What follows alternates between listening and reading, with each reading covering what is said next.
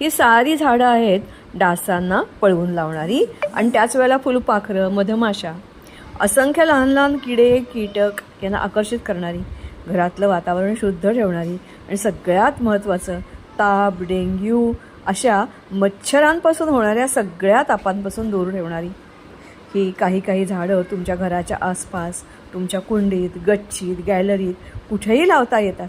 ही सगळी झाडं औषधी तर आहेच आहेत. हे सगळे आहेत छोटे छोटे प्लांट्स, सहजपणे तुम्हाला घराच्या जवळ लावून एक डास फ्री झोन तयार करता येईल. मात्र ह्याच्यापैकी 2 झाडं आहेत थोडी मोठी, जी तुम्हाला घरापासून थोड्या अंतरावर लावायला लागतील.